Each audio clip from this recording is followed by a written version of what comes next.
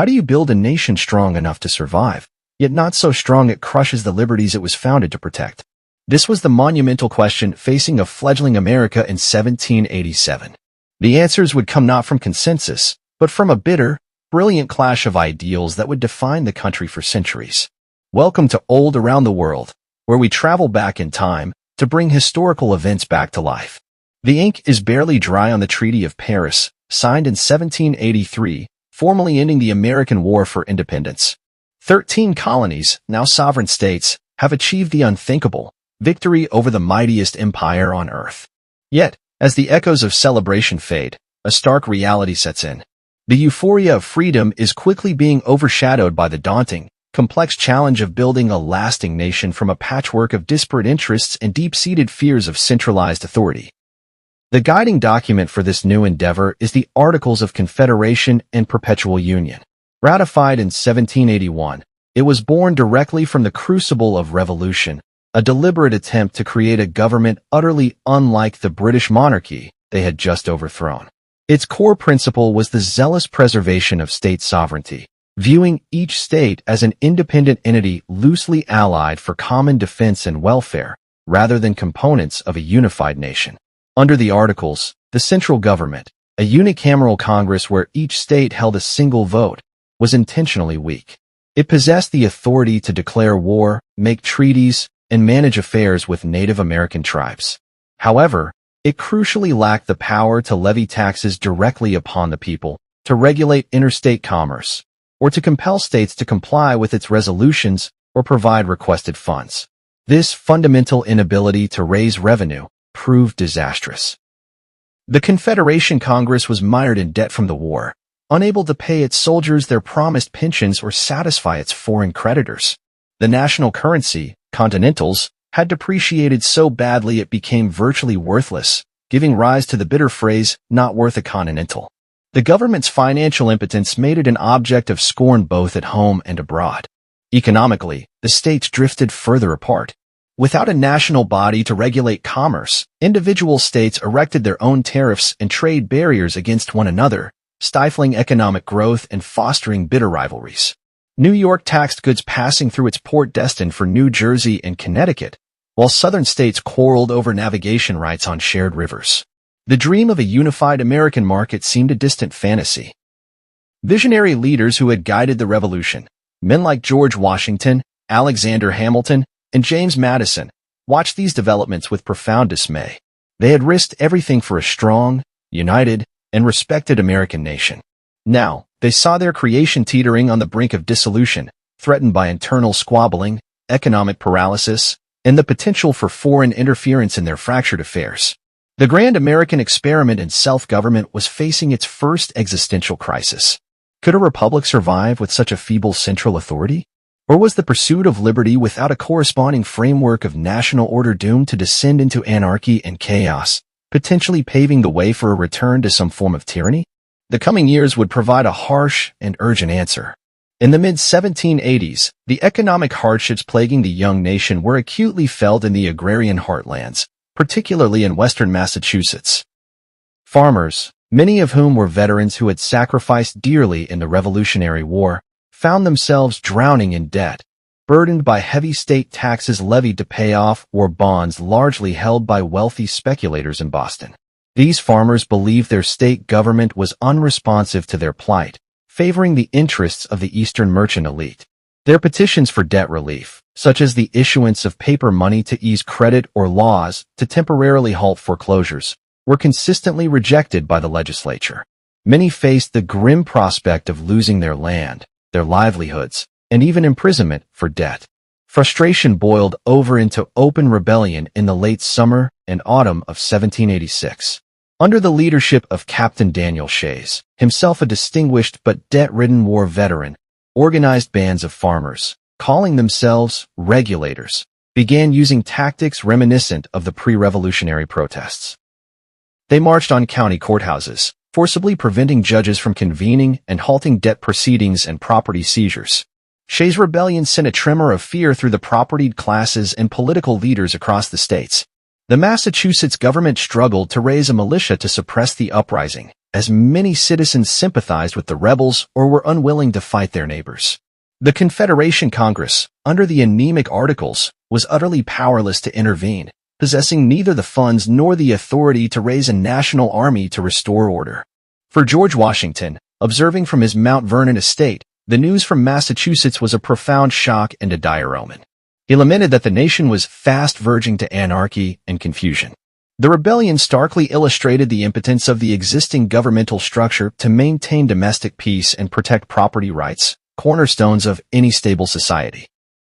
Though eventually suppressed in early 1787 by a privately funded militia led by General Benjamin Lincoln, Shays' Rebellion had a galvanizing effect. It served as a critical catalyst, convincing many influential Americans that the Articles of Confederation were fundamentally flawed and that a significantly stronger national government was not just desirable, but essential for the survival of the Republic. The specter of Shays' Rebellion would haunt the subsequent efforts to reform the American government. It underscored the fragility of the new nation and the urgent need for a system that could balance liberty with order, states' rights with national cohesion. The question was no longer if the Articles needed changing, but how drastic that change needed to be. Even before the eruption of Shays' Rebellion, the crippling defects of the Articles of Confederation were becoming increasingly apparent, especially in the realm of interstate commerce. The absence of a unified national economic policy meant that states often acted like rival nations, imposing tariffs and duties on goods from their neighbors, creating a chaotic and inefficient internal market that hampered prosperity.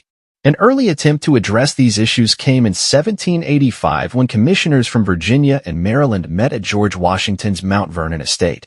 They successfully negotiated an agreement regarding navigation rights on the Potomac River and Chesapeake Bay, demonstrating that interstate cooperation was possible, albeit on a limited scale.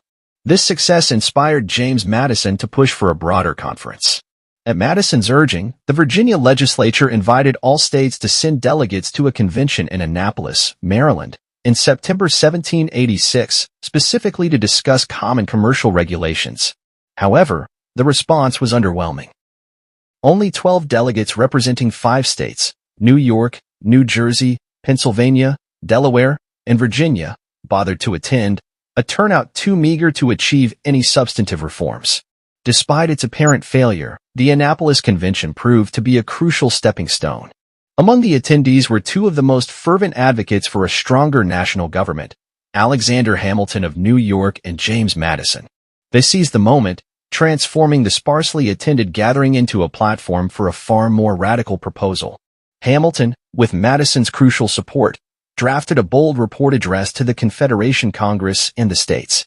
It argued that the commercial problems were merely symptoms of deeper structural defects in the government. The report called for another convention, to be held in Philadelphia in May 1787, with a much broader mandate. The carefully chosen wording of the invitation, to render the Constitution of the federal government adequate to the exigencies of the Union, was deliberately ambiguous. While ostensibly aimed at revising the Articles, for nationalists like Hamilton and Madison, it was an open door to propose a complete overhaul of the American system of government. The timing was fortuitous. News of Shays' Rebellion was spreading, amplifying the sense of crisis and urgency. Bolstered by the support of respected figures like George Washington, who endorsed the call for the Philadelphia Convention, the states, one by one, reluctantly agreed to send delegations. The stage was now set for what would become one of an unprecedented political undertaking, the framing of the United States Constitution. As May 1787 unfolded, Philadelphia, then the largest city in America, became the focal point of the nation's anxious hopes and fears. Delegates appointed by their states began to converge on the city for the convention called to revise the Articles of Confederation. The air was thick with anticipation. The stakes, many knew, were nothing less than the survival of the American experiment in self-government. Ultimately, 55 men from 12 states would participate in the deliberations. Rhode Island, fiercely protective of its autonomy and suspicious of centralized power, alone refused to send a delegation. This assembly, though not perfectly representative of the entire populace, excluding women, African Americans, Native Americans, and men without property, comprised an extraordinary collection of talent, experience, and varying political philosophies.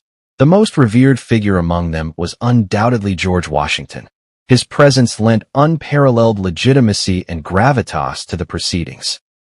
Reluctantly drawn from his retirement at Mount Vernon, Washington's agreement to attend, and his subsequent unanimous election as president of the convention, signaled to the public and to the delegates themselves the profound importance of their task. The elder statesman was Benjamin Franklin, at 81 years old, renowned for his wisdom, diplomatic skill, and pragmatism. Though his health was failing, his occasional interventions, often laced with wit and calls for compromise, would prove invaluable. Arriving more prepared than perhaps any other delegate was Virginia's James Madison, who had immersed himself in the study of past and present governments, his mind teeming with ideas for a new, more durable framework. Alexander Hamilton of New York, a brilliant and ambitious nationalist, arrived with a vision for a highly centralized, almost monarchical government, believing it essential for national strength and stability. Contrasting sharply with Hamilton were figures like Virginia's George Mason, a principled author of Virginia's Declaration of Rights, who was deeply wary of unchecked power and would become a vocal advocate for the protection of individual liberties. To ensure candid discussion and protect their deliberations from outside influence and premature public debate, the delegates quickly adopted a strict rule of secrecy. The doors of the assembly room were kept shut, windows often closed despite the oppressive summer heat, and sentries were posted. Nothing spoken within was to be repeated outside, allowing for frank exchanges and the freedom to change minds without public embarrassment. With the convention formally convened and Washington presiding, it soon became clear that many key delegates, particularly Madison and his allies within the Virginia delegation, had come to Philadelphia with a far more radical agenda than simply amending the Articles. They aimed to sweep aside the old Confederation entirely and erect in its place a new, robust national government. The Quiet Revolution was about to begin. On May 29, 1787, just 4 days after achieving a quorum, the convention heard its first major proposal. Edmund Randolph, the eloquent governor of Virginia, took the floor to present a comprehensive plan for a new national government. This Virginia plan, largely the intellectual product of James Madison's meticulous preparation, immediately shifted the convention's focus from mere revision to fundamental reconstruction. The Virginia plan was audacious. It proposed a 3-branch federal government, a bicameral, 2-house legislature, a powerful national executive chosen by the legislature, and a national judiciary. Crucially, representation in both houses of the legislature was to be proportional, based either on each state's population or its financial contribution to the national government, a radical departure from the Article's one state, one vote system. This proposal for proportional representation immediately ignited alarm among delegates from the smaller states, such as Delaware, New Jersey, and Connecticut. They feared that their interests would be overwhelmed by the larger, more populous states like Virginia, Pennsylvania, and Massachusetts, reducing them to insignificant players in the new national calculus. The very idea of a government acting directly on individuals, bypassing state governments in many instances, was also profoundly unsettling to many. Furthermore, the Virginia plan endowed the proposed national legislature with sweeping authority. This included the power to legislate in all cases where the separate states were incompetent, the power to veto state laws found to be in conflict with the new Constitution, and even the alarming power to use military force against any state that failed to fulfill its duties under the Union. This was a direct assault on the cherished principle of state sovereignty. The ensuing debates were intense, though conducted with decorum under Washington's watchful eye. The fundamental question became, what kind of government were they creating? Was it to be a truly national government, supreme over the states, as envisioned by Madison and Hamilton? Or was it to be a federal compact, where states retained considerable autonomy, as preferred by those more cautious about centralized power?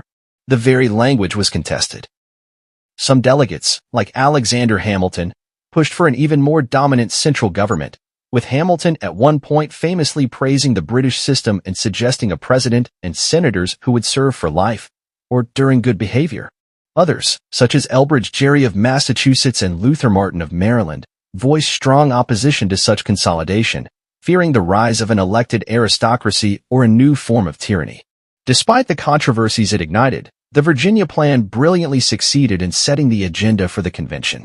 It forced the delegates to grapple with the prospect of creating an entirely new constitutional framework, rather than merely tinkering with the flawed Articles of Confederation.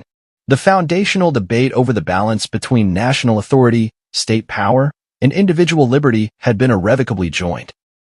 The Virginia Plan's proposal for proportional representation in both legislative houses remained the central point of contention throughout June. Delegates from the smaller states, feeling their very existence threatened, dug in their heels.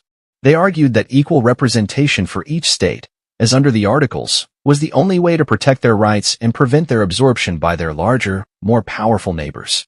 On June 15th, William Paterson of New Jersey presented an alternative framework, which became known as the New Jersey Plan, or the Small State Plan. This was more an attempt to amend the Articles than to wholly replace them. It proposed a unicameral, one-house, Congress where each state would have an equal vote, while granting Congress new powers to tax and regulate interstate commerce. The New Jersey Plan, while strengthening the central government somewhat, was designed to preserve the essential character of the Confederation as a league of sovereign states.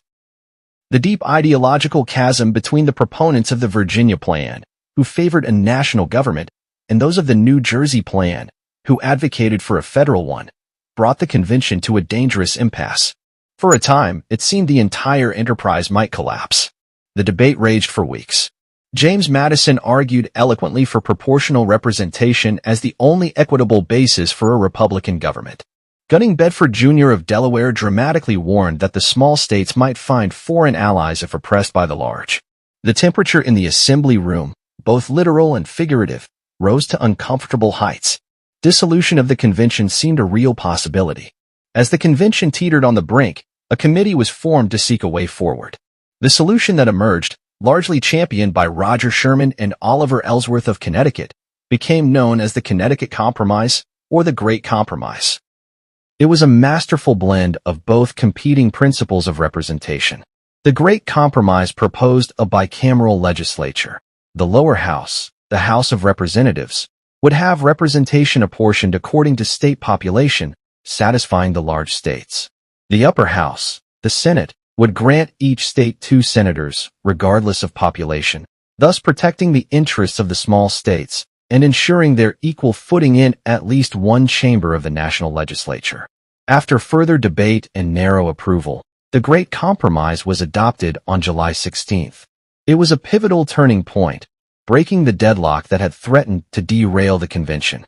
It demonstrated that through painful concession and a willingness to find middle ground, even the most profound disagreements could be resolved. The path was now clearer, though many more challenges lay ahead in forging a new constitution.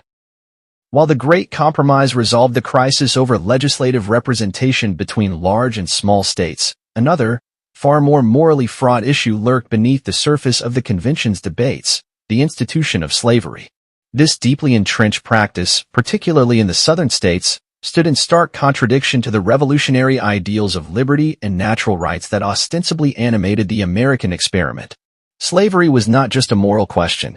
It was inextricably linked to pressing political and economic concerns. Southern delegates were adamant that any new constitution must protect their peculiar institution and the substantial wealth it represented. They sought assurances that the federal government would not interfere with slavery and, critically, that their enslaved populations would be counted in some way for purposes of representation in the new Congress. Many Northern delegates, while not necessarily abolitionists, were troubled by the hypocrisy of enshrining protections for slavery in a constitution dedicated to liberty.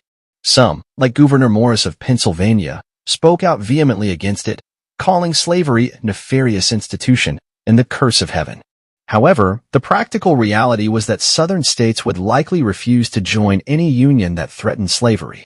The most contentious debate centered on how, or if, enslaved individuals would be counted for determining a state's population for representation in the House and for direct taxation. Southern states wanted them counted fully for representation to increase their power, but not at all for taxation. Northern states argued the opposite, or that if counted for representation, they should be considered property and taxed accordingly. This led to the infamous 3/5 Compromise. Proposed by James Wilson of Pennsylvania and Roger Sherman of Connecticut, it stipulated that for both representation and direct taxation, 3/5 of a state's enslaved population would be added to its free population. This formula, borrowed from a failed 1783 amendment to the Articles, was a purely political bargain, devoid of moral justification, designed to appease both North and South. Other compromises related to slavery were also struck. The delegates agreed that the international slave trade could not be prohibited by Congress for at least 20 years, until 1808, though a tax of up to $10 per imported person could be levied. Additionally, a fugitive slave clause was included, requiring states to return escaped enslaved individuals to their owners, though the word slave itself was carefully avoided in the final document. These compromises on slavery, while perhaps necessary to secure the formation of the Union, cast a long and dark shadow over the new Constitution. They embedded a fundamental contradiction at the heart of the nation, deferring a moral reckoning that would ultimately erupt into a catastrophic civil war. For the sake of unity in 1787, the framers chose a path of tragic expediency. With the legislature's structure largely settled by the Great Compromise, the delegates at the Philadelphia Convention turned their attention to another critical and equally contentious area: the nature and powers of the national executive. Having just overthrown a king, many were deeply wary of concentrating too much authority in the hands of a single individual, fearing the potential rise of an American monarch. Debates over the executive branch were prolonged and complex. Should the executive be a single person or a council? How long should the term of office be? How should the executive be chosen? By the legislature, by state governors, or directly by the people? And what specific powers should this office hold? Every option carried its own set of perceived dangers and benefits. Figures like Roger Sherman of Connecticut initially favored an executive largely subservient to the legislature. Others, notably Alexander Hamilton and James Wilson, argued for a strong, independent executive with significant powers, capable of acting decisively, especially in foreign affairs and national emergencies. The fear of an overly powerful executive was balanced by the fear of an executive too weak to govern effectively, as had been the case under the Articles of Confederation. After much deliberation, the convention settled on a single president, to be chosen for a 4-year term and eligible for re-election. The method of selection proved particularly thorny, leading to another ingenious compromise: the Electoral College. Each state would appoint electors equal to its total number of senators and representatives, and these electors would then cast votes for the president. A system designed to balance popular input with the wisdom of select electors and the interests of the states. The Constitution vested the president with significant powers: to be commander-in-chief of the armed forces, to make treaties with Senate approval, to appoint ambassadors and judges with Senate confirmation, to grant pardons, and to ensure that the laws be faithfully executed. A qualified veto over legislation, which could be overridden by a 2/3 vote in both houses of Congress, provided a crucial check on legislative power. The creation of a national judiciary, the third branch of government, was less controversial than the executive, though still vital. The Virginia Plan had called for a national judiciary, and most delegates agreed on its necessity. The Constitution established a Supreme Court and gave Congress the power to create lower federal courts. Federal judges would be appointed by the president with Senate consent and would hold office during good behavior, effectively for life, to ensure their independence. While the Constitution did not explicitly grant the Supreme Court the power of judicial review, the authority to declare laws unconstitutional, many delegates, including Hamilton and Madison, anticipated this role. This power would later be firmly established, making the judiciary a co-equal branch capable of interpreting the Constitution and checking the powers of the legislature and the executive, thus completing the intricate system of checks and balances. As the sweltering summer of 1787 began to wane, the Philadelphia Convention entered a new phase. The foundational compromises had been hammered out, often amidst fierce debate and the threat of deadlock.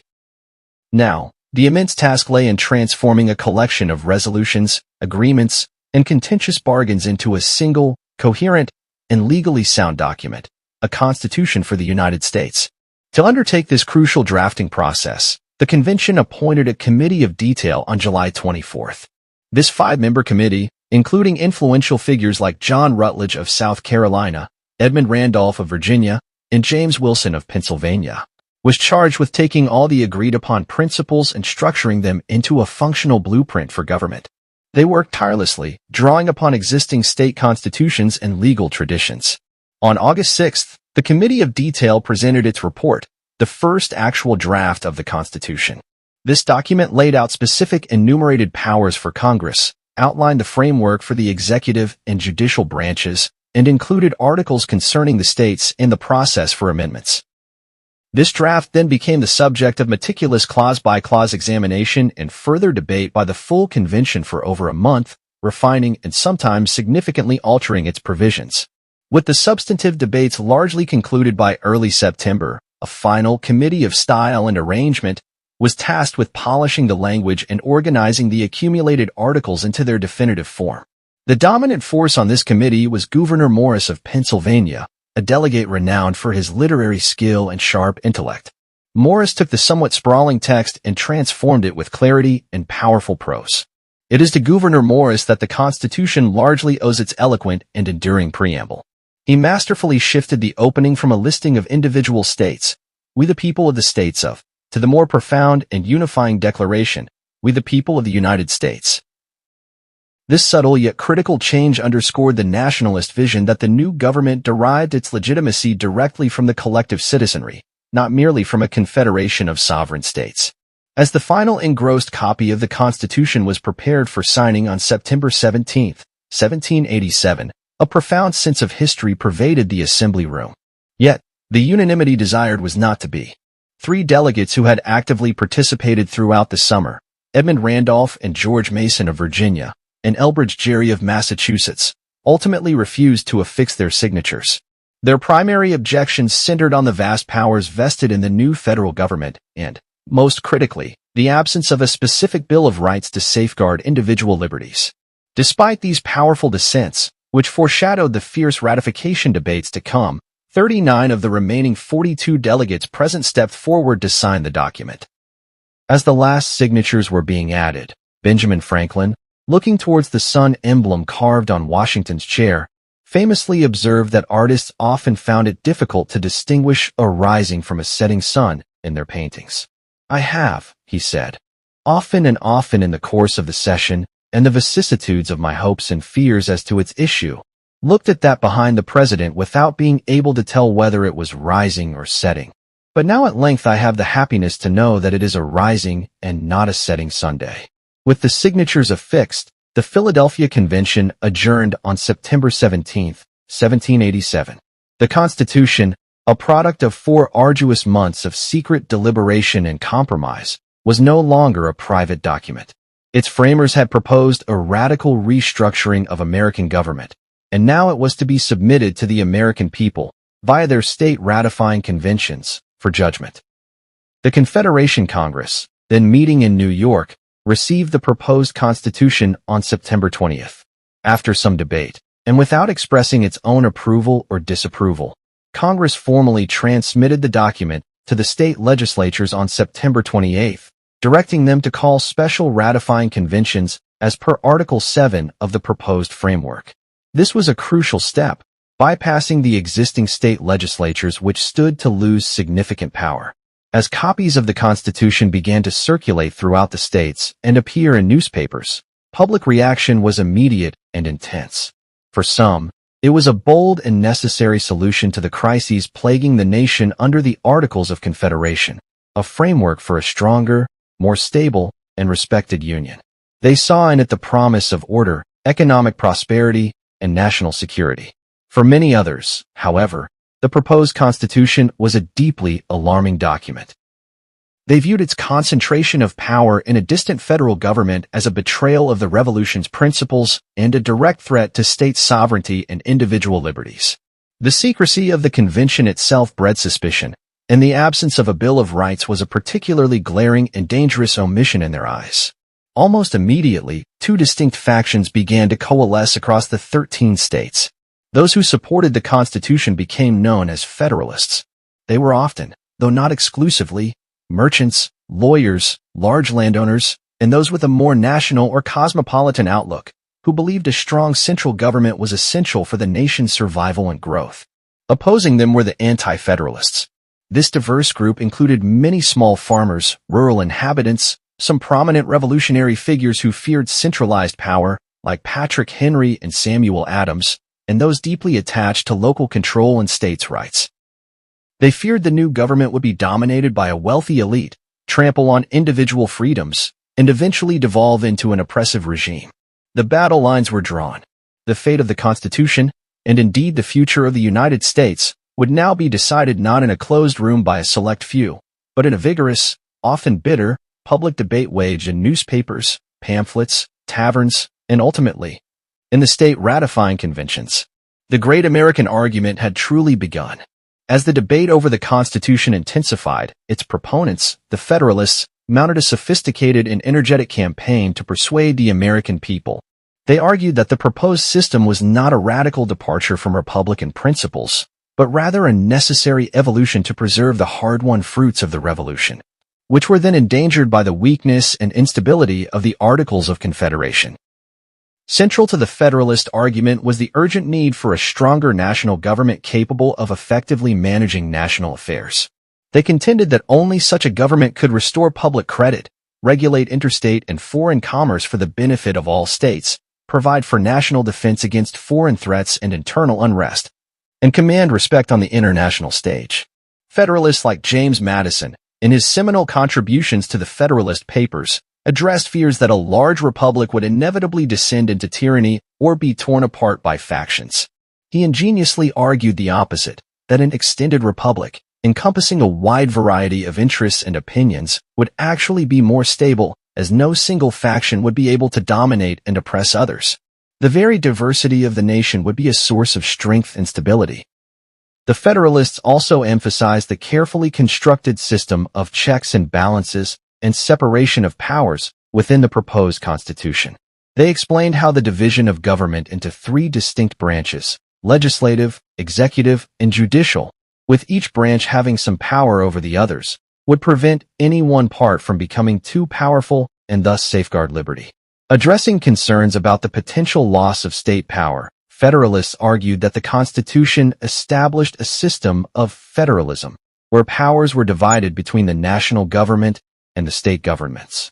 The national government would only have those powers specifically delegated to it, primarily focused on matters of truly national concern, while the states would retain authority over local affairs. While acknowledging that the Constitution was not perfect, Federalists presented it as the best available solution to the nation's pressing problems. They often portrayed their opponents, the Anti-Federalists, as well-meaning but misguided individuals whose attachment to an unworkable system threatened to plunge the nation into chaos or dismemberment. The choice, they framed, was between order and anarchy, union and dissolution. Through public speeches, widely circulated essays, most notably the Federalist Papers, and private correspondence, the Federalists articulated a compelling vision of a more powerful, stable, and respected American nation. Their arguments appealed to desires for economic prosperity, national security, and a government capable of realizing the full potential of the American experiment. While the Federalists presented a vision of a strong and unified nation, a powerful chorus of opposition arose from the Anti-Federalists. This diverse coalition was united by a deep skepticism of centralized power and a fervent belief that the proposed Constitution endangered the very liberties for which the Revolution had been fought. Their arguments resonated deeply with many Americans, particularly those in rural communities and those wary of distant authority. A primary Anti-Federalist fear was that the new national government, with its vast array of powers, would eventually absorb the state governments, effectively creating a consolidated empire. They cherished the traditional ideal of small, localized republics where citizens could directly oversee their rulers, and believed that only such governments could truly protect individual freedoms. The Necessary and Proper Clause and the Supremacy Clause in the Constitution were seen as dangerous tools for federal encroachment. Anti-Federalists were profoundly alarmed by the absence of a Bill of Rights in the proposed Constitution. They argued that a specific enumeration of fundamental liberties, such as freedom of speech, freedom of the press, freedom of religion, and the right to trial by jury, was essential to protect citizens from potential government overreach. Federalist assurances that such rights were implicitly protected were deemed insufficient and dangerous. The powers vested in the new presidency also drew heavy criticism. Many Anti-Federalists saw the office as dangerously monarchical, fearing that a single executive, armed with command of the army and extensive appointment powers, could easily become a tyrant.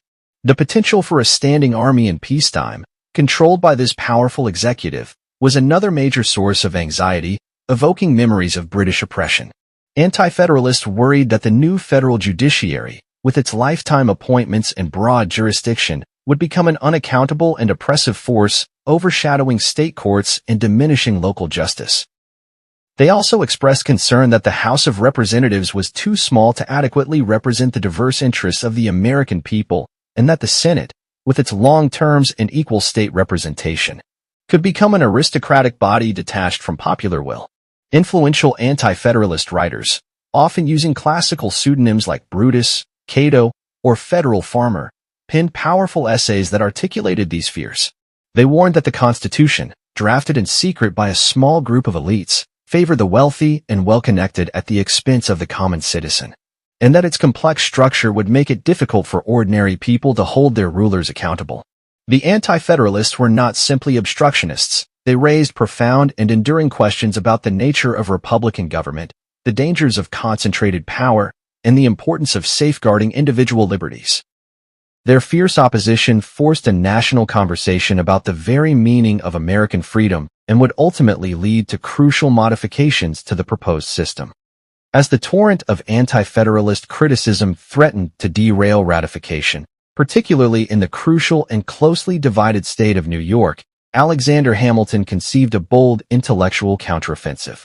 He proposed a series of anonymous essays to be published in New York newspapers that would systematically dissect, defend, and advocate for every aspect of the proposed Constitution.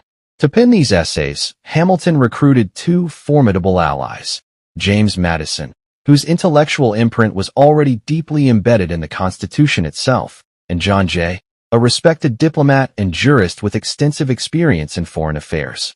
Together, under the shared Roman pseudonym Publius, a name evoking Publius Valerius Publicola, a legendary defender of the ancient Roman Republic, they would embark on one of the most ambitious projects in the history of political thought. Between October 1787 and August 1788, a remarkable 85 essays, collectively known as the Federalist Papers, appeared in print. Hamilton, writing with astonishing speed and energy, authored the majority, around 51 essays, focusing on the weaknesses of the articles, the need for an energetic executive, the structure of the judiciary, and military and taxation powers. James Madison contributed about 29 essays, including some of the most celebrated and profound analyses of Republican government. His Federalist No. 10 famously explored the problem of faction and argued how an extended republic could control its effects, while Federalist No. 51 brilliantly explicated the system of checks and balances and separation of powers, famously stating, "Ambition must be made to counteract ambition." John Jay, though his contributions were limited to 5 essays due to illness, provided valuable insights into the Constitution's provisions regarding foreign policy and the dangers of disunion in a hostile world. His essays underscored the benefits of a strong national government in conducting diplomacy, ensuring national security, and preventing conflicts between the states themselves. The Federalist Papers * were more than just a series of polemical articles. They offered a comprehensive and sophisticated exposition of the principles underlying the Constitution. They addressed anti-federalist concerns head-on, dissected the flaws of the existing Confederation, and painted a compelling picture of a balanced, effective, and Republican government capable of securing both liberty and order for the new nation. While their immediate impact on swaying public opinion in New York and other states is debated by historians, the long-term significance of the Federalist Papers is undeniable. They have become a cornerstone of American political philosophy, an indispensable guide for interpreting the Constitution, and a timeless masterpiece of political argumentation, studied and admired worldwide for their insights into the challenges of self-government. Publius had not only defended the Constitution, but had also enriched the very language of liberty and republicanism. While Publius marshaled a powerful defense of the Constitution, an equally passionate and intellectually robust opposition emerged from a diverse array of anti-federalist writers, often employing classical pseudonyms to lend authority and protect their identities. These essayists voiced the deep anxieties of many Americans who saw the proposed government not as a savior, but as a potential threat to their hard-won liberties. Among the most influential of these was Brutus, believed by many scholars to be New York Judge Robert Yates. In a series of 16 meticulous essays, Brutus launched a comprehensive critique of the Constitution. He powerfully argued that the immense powers granted to the federal government, particularly the judiciary and the legislature's authority under the necessary and proper and supremacy clauses, would inevitably lead to the annihilation of state sovereignty. Brutus also expressed profound concerns about the proposed federal judiciary, predicting it would become an uncontrollable force, interpreting laws to expand federal power at the expense of the states and individual citizens. He questioned the wisdom of lifetime appointments for judges and the lack of clear limits on judicial authority, foreseeing a judiciary that would grow so great and grasping. Another significant anti-federalist voice was Cato, widely thought to be New York Governor George Clinton. Cato's essays, published in New York newspapers, directly engaged with and often preceded Hamilton's early Federalist contributions. He warned against the dangers of a powerful, single executive, arguing that the presidency, as defined in the Constitution, bore too close a resemblance to a monarch and could easily become oppressive. The essays of Federal Farmer, whose identity remains debated but is often attributed to either Mellington Smith of New York or Richard Henry Lee of Virginia, appealed to the agrarian ideal and the virtues of a decentralized republic. Federal Farmer emphasized the importance of adequate representation, arguing that the proposed House of Representatives was too small to reflect the true diversity of American society and that a distant federal government would be out of touch with the needs of ordinary people. Across all these anti-federalist writings, the most persistent and resonant demand was for a Bill of Rights. These writers, along with figures like Patrick Henry and George Mason, hammered home the point that no constitution could be considered safe without explicit, unalterable guarantees of individual liberties such as freedom of speech, press, religion, trial by jury, and protections against unreasonable searches and seizures. The anti-federalist writers, through their eloquent and often prescient critiques, played an indispensable role in the ratification debate.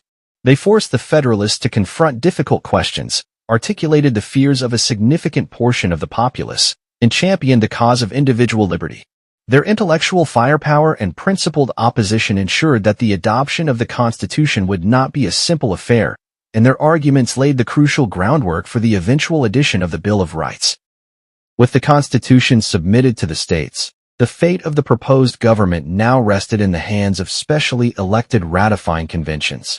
Article 7 of the Constitution stipulated that the approval of 9 out of 13 states would be sufficient for its establishment among the ratifying states.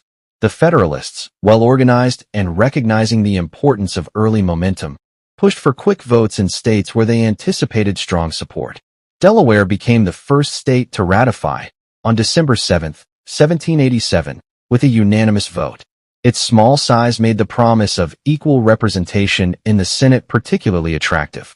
New Jersey followed on December 18, also unanimously, and Georgia, seeking national protection from Native American tribes, and Spanish Florida, ratified unanimously on January 2, 1788.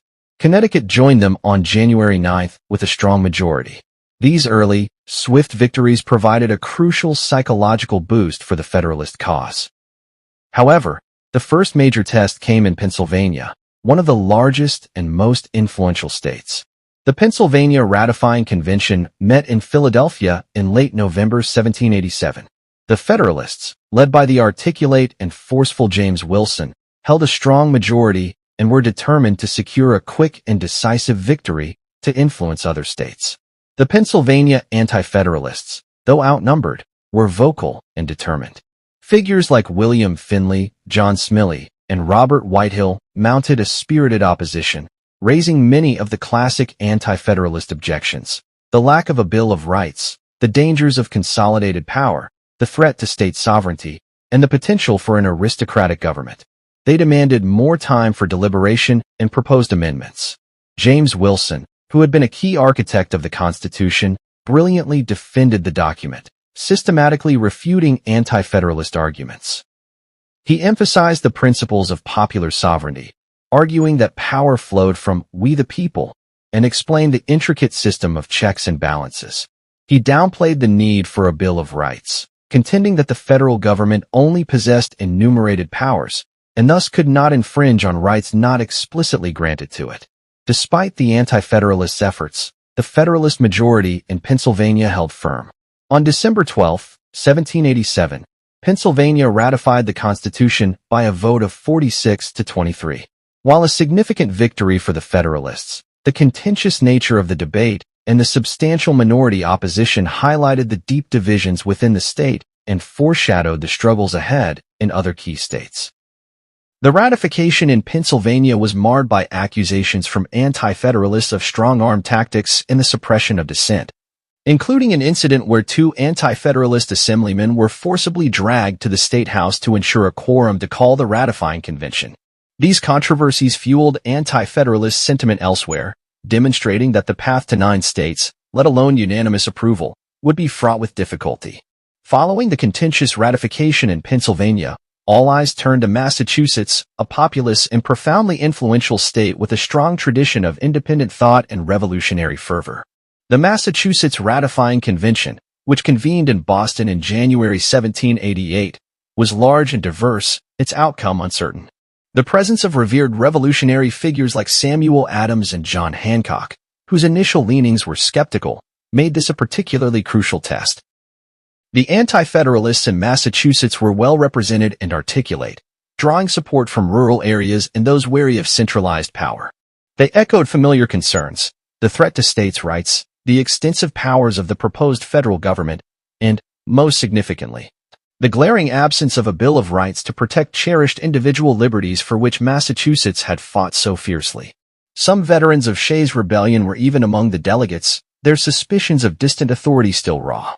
The Federalists, though possessing strong leadership with figures like Fisher Ames, Rufus King, and Nathaniel Gorham, recognized they did not have a clear majority at the outset. They understood that simply forcing a vote would likely lead to defeat. Instead, they pursued a strategy of patient debate, careful persuasion, and a willingness to address the legitimate concerns raised by their opponents. A key turning point came with the handling of John Hancock, the popular governor who was elected president of the convention but initially remained aloof due to an attack of gout and perhaps political caution. Federalist leaders astutely worked to win his support, recognizing his immense influence. They proposed a compromise. Massachusetts would ratify the Constitution, but would simultaneously recommend a series of amendments to be considered by the First Congress. This strategy of ratification with recommended amendments proved ingenious. It allowed wavering delegates, including initially skeptical figures like Samuel Adams, to support the Constitution while still addressing the powerful demand for a Bill of Rights.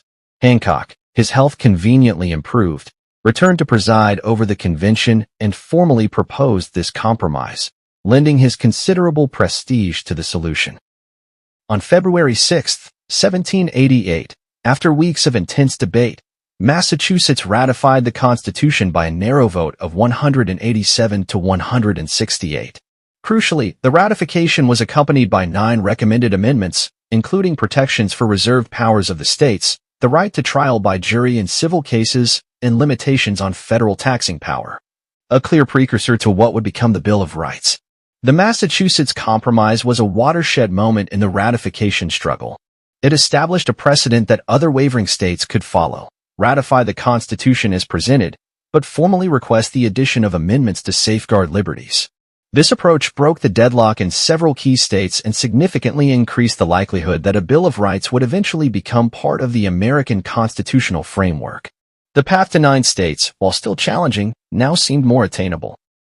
The Massachusetts Compromise, ratifying the Constitution while strongly recommending future amendments, provided a crucial model and injected new momentum into the Federalist campaign.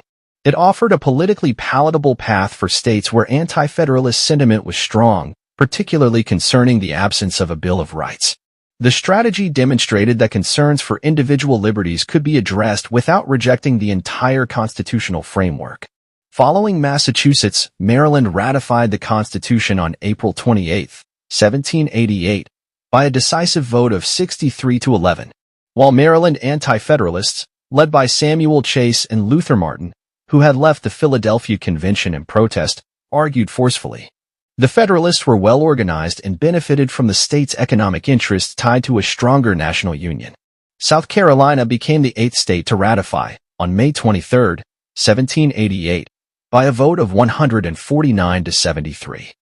The debate there was intense, with prominent Lowcountry planters, who formed the Federalist leadership, clashing with backcountry Anti-Federalists who feared aristocratic rule and excessive federal power. The Federalists skillfully managed the convention, and protections for slavery within the Constitution were a key factor for many delegates. South Carolina also recommended amendments. With 8 states having approved the Constitution, the Federalists needed only one more to reach the 9 states required by Article 7 for the new government to go into effect among the ratifying states. The focus now shifted intently to the remaining states, particularly New Hampshire, Virginia, and New York. New Hampshire's convention had initially met in February but adjourned without a vote when it became clear the Anti-Federalists held a temporary majority. The New Hampshire Convention reconvened in June 1788. Federalist efforts to sway delegates during the interim period, coupled with the news of ratifications in other states and the adoption of the Massachusetts model of recommending amendments, proved effective. On June 21, 1788, New Hampshire voted to ratify the Constitution by a margin of 57 to 47, becoming the crucial 9th state. The news of New Hampshire's ratification meant that the Constitution was now, technically, the law of the land for the 9 ratifying states. It was a momentous victory for the Federalists. However, the Union remained incomplete and fragile without the participation of 2 of the largest, wealthiest, and most populous states, Virginia and New York. Their decisions would determine the true viability and strength of the new nation. Even as New Hampshire celebrated, an epic battle of ideas was already raging in Richmond, Virginia. This was not just another state convention. It was a clash of titans, featuring some of the most revered and eloquent figures of the Revolution, debating the very soul of American republicanism. The fate of Virginia, and perhaps the nation, hung precariously in the balance. As New Hampshire cast the decisive 9th vote for ratification, an intellectual and political drama of unparalleled intensity was unfolding in Richmond, Virginia. The Virginia Ratifying Convention, which had convened on June 2, 1788, pitted some of the nation's most brilliant minds and revered revolutionary heroes against each other in a profound debate over the proposed Constitution and the future of American liberty. Leading the Anti-Federalist forces was the legendary orator Patrick Henry, whose fiery speeches had once ignited the Revolution. Henry deployed all his considerable rhetorical power to denounce the Constitution as a dangerous betrayal of Republican principles, a monstrous consolidation of power that would inevitably lead to tyranny and the destruction of states' rights and individual freedoms. He thundered against the absence of a Bill of Rights, demanding, "Where are your checks in this government?" George Mason, another distinguished Virginian and author of the Virginia Declaration of Rights, joined Henry in opposition. Mason, who had refused to sign the Constitution in Philadelphia, meticulously dissected its clauses, pointing to the vast powers granted to the federal government and the insufficient protections for citizens. His principled stand and detailed critique lent significant intellectual weight to the Anti-Federalist cause. On the Federalist side stood James Madison, the Constitution's principal architect. Though not as flamboyant an orator as Henry, Madison countered with calm, reasoned, and meticulously prepared arguments. He patiently explained the principles of federalism, the separation of powers, and the system of checks and balances, seeking to allay fears of centralized tyranny and to demonstrate the Constitution's Republican bona fides. Madison found a crucial, if initially reluctant, ally in Governor Edmund Randolph. Randolph had also refused to sign the Constitution in Philadelphia, sharing many of Mason's concerns. However, by the time of the Virginia Convention, Randolph had become convinced that the choice was between adopting the Constitution with the hope of future amendments or risking the dissolution of the Union. His eventual endorsement, though painful for his former allies, swayed some wavering delegates. A young John Marshall also made a name for himself with his clear-headed Federalist arguments. The debates in Richmond were exhaustive and often dramatic, lasting for nearly a month. The convention floor became an arena for profound discussions on the nature of government, liberty, and power. News of New Hampshire's ratification arrived midway through the Virginia proceedings, intensifying the pressure but not silencing the Anti-Federalists, who argued that Virginia's independent judgment was paramount. Ultimately, on June 25, 1788, after adopting the Massachusetts model of recommending a comprehensive Bill of Rights and other amendments, The Virginia Convention narrowly voted to ratify the Constitution by a margin of 89 to 79. It was a hard-fought and critical victory for the Federalists. Virginia, the largest and most populous state, with a legacy of revolutionary leadership, had joined the new Union, immensely strengthening its legitimacy and prospects for success. Even as Virginia celebrated its hard-won ratification, another critical battle was raging in Poughkeepsie, New York. The New York Ratifying Convention, which had convened in mid-June 1788, was initially dominated by a strong anti-Federalist majority. Led by the powerful Governor George Clinton and articulate spokesmen like Mellington Smith and John Lansing Jr., the outcome here was highly uncertain and deeply consequential. Alexander Hamilton, though facing a hostile 2-to-1 anti-Federalist majority, threw himself into the fray with characteristic brilliance and tenacity. He, along with John Jay, who had recovered from his illness, and Robert Livingston, led the Federalist charge, tirelessly arguing the merits of the Constitution and the dangers of New York remaining outside the new Union, especially now that 9 states, including neighboring New Hampshire and potentially Virginia, had ratified. The debates in New York were intense and sophisticated, with Mellington Smith proving a particularly able opponent for Hamilton, matching him in reasoned argument. The Anti-Federalists initially pushed for conditional ratification, proposing numerous amendments that would have to be accepted before New York would join the Union. A move the Federalists strongly resisted as impractical and potentially fatal to the entire constitutional project. Crucial news arrived during the New York Convention. Virginia had ratified. This significantly shifted the calculus. With 10 states now in the Union, including the powerful Virginia, New York faced the prospect of being economically and politically isolated, potentially even having New York City and surrounding counties secede to join the Union independently if the state as a whole refused. Under this immense pressure, and influenced by the Massachusetts and Virginia model of ratifying with recommended amendments, enough anti-Federalist delegates began to waver. After weeks of grueling debate, on July 26, 1788, New York narrowly voted to ratify the Constitution by a slim margin of 30 to 27. Like Virginia, New York accompanied its ratification with a long list of proposed amendments, further underscoring the widespread demand for a Bill of Rights. With New York's accession, 11 states were now part of the new United States under the Constitution. The new government was a certainty. The focus shifted to organizing the first federal elections and establishing the machinery of this new republic. The Confederation Congress began making preparations for its own demise and the transfer of power. Only 2 states remained outside the new Union, North Carolina and Rhode Island. North Carolina had initially rejected the Constitution in August 1788, demanding a Bill of Rights and other amendments prior to ratification. However, witnessing the successful launch of the new federal government and the growing momentum for a Bill of Rights, North Carolina reconvened its convention and ratified on November 21, 1789. Rhode Island, the most stubbornly independent state, finally and reluctantly joined the Union on May 29, 1790, by the narrowest of margins, under considerable economic and political pressure. The original 13 colonies were, at last, united under one constitution.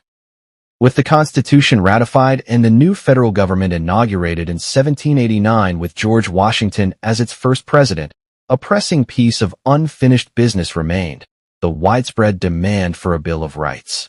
The Federalists had secured ratification in several key states only by promising to consider amendments that would explicitly protect individual liberties.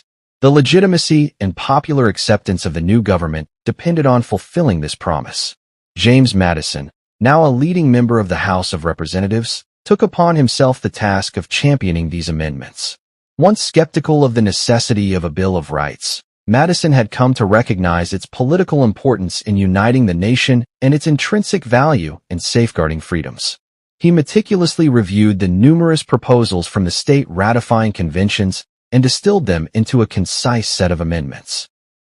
Madison skillfully navigated the proposed amendments through Congress, overcoming indifference from some Federalists who still felt a Bill of Rights was unnecessary and skepticism from some Anti-Federalists who felt the proposals didn't go far enough. He argued that these amendments would provide essential parchment barriers against potential government tyranny and would reassure those who still harbored fears about the new federal power. By September 1789, Congress had approved 12 amendments, which were then sent to the states for ratification. 10 of these amendments, collectively known as the Bill of Rights, were ratified by the required number of states by December 15, 1791. These first 10 amendments guaranteed fundamental freedoms such as freedom of religion, speech, the press, and assembly, the right to bear arms, protections against unreasonable searches and seizures, the right to due process and a fair trial, and the principle that powers not delegated to the federal government nor prohibited to the states are reserved to the states respectively, or to the people. The adoption of the Bill of Rights was a monumental achievement, a direct result of the fierce debates between Federalists and Anti-Federalists. It was a testament to the Anti-Federalists' persistent advocacy for the protection of individual liberties and a demonstration of the new government's responsiveness to the will of the people. It helped to reconcile many Anti-Federalists to the new Constitution, solidifying the foundations of the American Republic. The great debate between the Federalists and Anti-Federalists did not end with the ratification of the Constitution or the Bill of Rights. Their differing philosophies regarding the balance of power between the federal government and the states, the interpretation of the Constitution, and the scope of individual liberties continued to shape American political discourse for generations to come. These fundamental tensions became woven into the fabric of American political identity. In forging a new nation, the Federalists and Anti-Federalists, through their passionate arguments, compromises, and enduring principles, bequeathed to future Americans not a perfect system, but a dynamic and adaptable framework for self-government. Their struggle reminds us that the pursuit of a more perfect union is an ongoing process, demanding vigilance, robust debate, and a constant recommitment to the foundational ideals of liberty, order, and justice for all. The echoes of their voices still resonate in the continuing American experiment.